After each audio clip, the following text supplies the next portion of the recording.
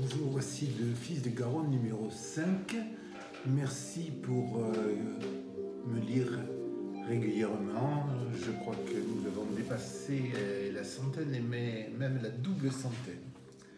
Voici la suite. Mon père se rendit probablement un jour compte qu'il était bien le fils de sa mère, qu'il aimait, mais avec laquelle il se disputait tout le temps, mais qui n'était pas en fait le fils de son père, petit, blond et boiteux, auquel il ne ressemblait pas du tout, contrairement à son frère et à sa sœur plus jeunes.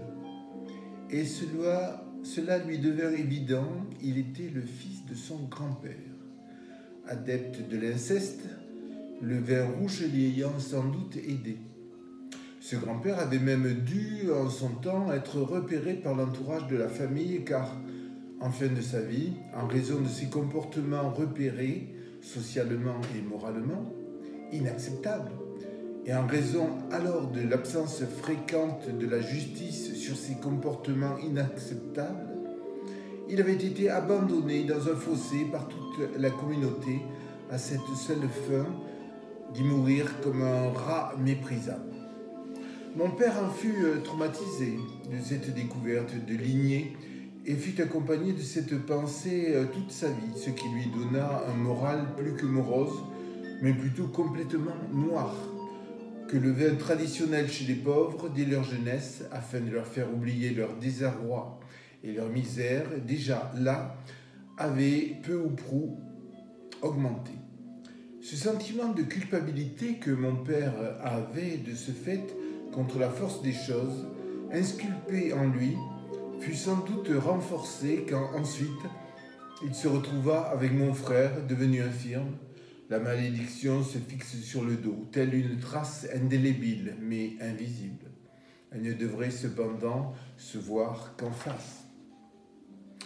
Dès le début, ma vie m'a donné l'impression d'être un éclat d'obus qui accompagnerait facilement chacun de mes éclats de but, mais comme pour à chaque fois vouloir les anéantir au son d'éclats de voix à mon encontre, multiples et négatifs en provenance de mon entourage, afin de ne pas me faire devenir qu'un éclat de voix. Mon existence est devenue par conséquent qu'un puzzle disparate de personnes seulement rencontrées et où je sens à présent comme une nécessité de rassembler de manière désordonnée en une représentation morceaux et figures brouillons, mais pas sans queue ni tête, de ma jeunesse. Et même avant que je ne les ai mis, tous ces morceaux et ces figures en récupération. Le temps me manque déjà, et je n'ai d'ailleurs nulle envie en ces morceaux et figures d'y mettre de l'ordre, maintenant. Alors ce ne seront que bribes de vie et un incertain désordre. Ce désordre dira bien mieux que toute ma pauvre envie d'y mordre ne l'aurait fait. Pourtant, il faut avoir envie de mordre dans sa vie, quelle qu'elle soit et d'où qu'elle vienne. À bientôt.